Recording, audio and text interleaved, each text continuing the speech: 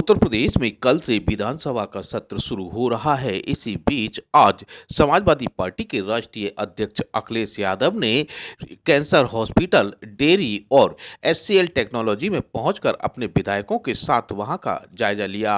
इस मौके पर सपा महासचिव शिवपाल सिंह यादव समेत अन्य वरिष्ठ लोग भी मौजूद रहे। वहां जायजा लेने के बाद अखिलेश यादव ने मीडिया को विस्तार से जानकारी देते हुए भाजपा सरकार पर करारा प्रहार किया। उन्होंने मीडिया से क्या कहा, आप भी सुनिए उनकी पूरी बात। इस सरकार का बजट लगातार आ रहा है। जो बुनियादी चीजों की सबसे ज्यादा जरूरत है, आज उत्तर प्रदेश में सबसे ज्यादा स्वास्थ्य को लेकर के लोग चिंतित हैं।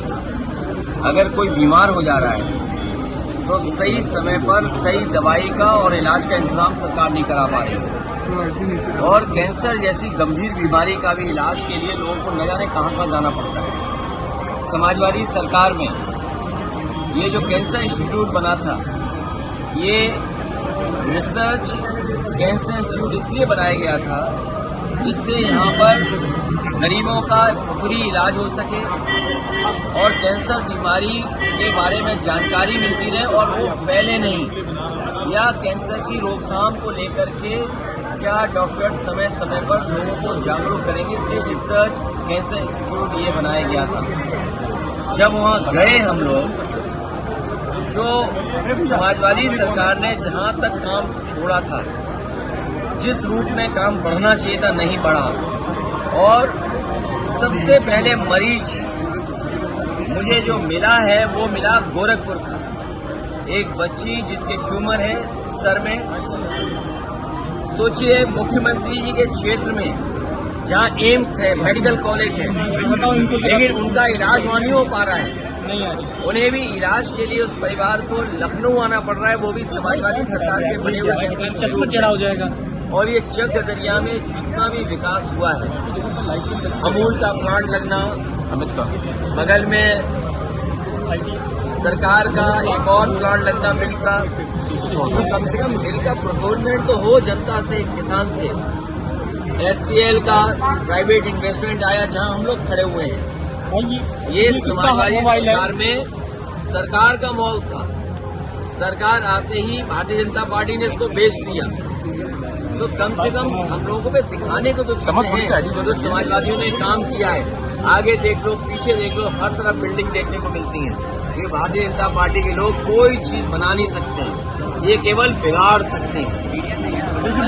हाथ में कोई चीज दे दो, सब बिगड़ सकती है। मिस मैनेजमेंट की अगर कोई सबसे बड़ी स्टोरी बनेगी, मुझे याद है 2013 में उस समय जो कुंभ हुआ था, हार्वर्ड यूनिवर्सिटी के डिपार्टमेंट ने स्टडी कर करके जो रिपोर्ट तैयार की थी, वो रिपोर्ट आज भी डॉक्यूमेंटेड है।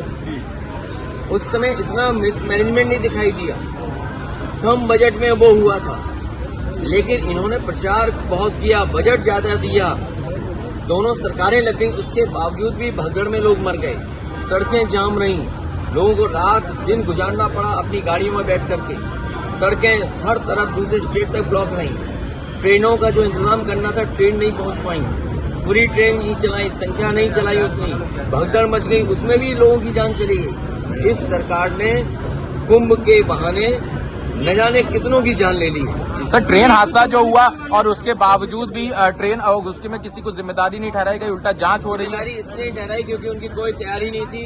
अगर सरकार ने तैयारी की होती, डबल इंजन सरकार, अपने आप को डबल इंजन बोलते हैं, ये डबल इंजन नहीं है, डबल ब्लंडर वाली सरकार है। सर, 144 साल की जो अफवाह फैलाई गई, क्या मानते हैं कि उसके ऊपर भी कार्रवाई होनी चाहिए, इसलिए झूठ? भारतीय जनता पार्टी के लोग मनमानी करते हैं।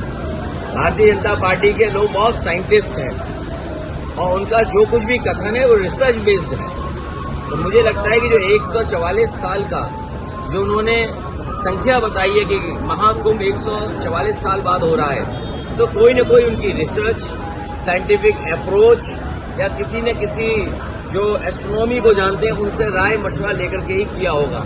इसमें कुछ न कुछ तो सच्चाई होगी, इसीलिए सरकार 144 साल बना रही। लेकिन एक चीज याद रखिए, भारतीय जनता पार्टी के लोग, चाहे वो कोई कल्चरल फंक्शन हो, कोई स्पोर्ट्स का फंक्शन हो, कोई ट्रेडिशनल फंक्शन हो, कोई रिलीजियस फंक्शन हो, उसको राजनीति में मिला देते हैं, राजनीतिकरण कर देते हैं। और कुंभ के आयोजन को इस तरीके से इवेंट बनाया कि पहले कभी कुंभ ही नहीं होता था। ये कुंभ अगर किसी ने शुरू किया तो भारतीय जनता पार्टी ने शुरू किया। सर देखिए, उनके बारे में हम कुछ नहीं कहना चाहते हैं। कुंभ की तस्वीरें, कुंभ का आने जाने में लोग देखा था, या हम लोग यहाँ जितने खड़े के इकट्ठे नहीं है सब हिंदू, उनकी चर्चा मत सर, आप करिए। फॉरेन पॉलिसी, क्योंकि आज जरूरी है कि लोगों का इलाज सही समय पर मिले, लोगों को नौकरी रोजगार मिले। अगर हम इस मॉल के नीचे खड़े हैं, इस मॉल के अंदर खड़े हैं, तो न केवल शोरूम है, यहाँ बिजनेस हो रहा है, बल्कि न जाने कितने लोगों को यहाँ नौकरी जॉब मिले होंगे।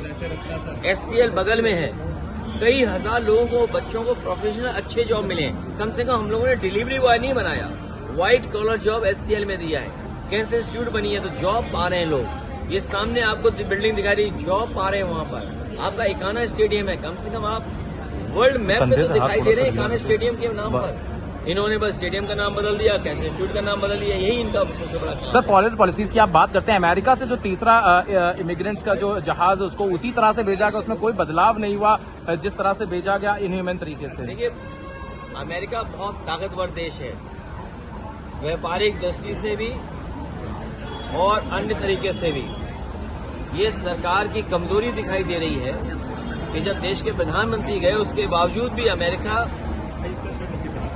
उन लोगों को हथकड़ी और बेड़ियां बांध करके भेज रहा है। इससे ज्यादा हमारे देश का अपमान और क्या हो सकता है कि हमारे नागरिक बेड़ियों में, हथकड़ियों में आ रहे हों। और उससे भी बड़ी बात यह है कि जो लोग ये सपना दिखा रहे हैं कि हमारा विकसित भारत है, हमारी $5 ट्रिलियन की इकोनॉमी है, हम विश्व गुरु हैं, तो सोचो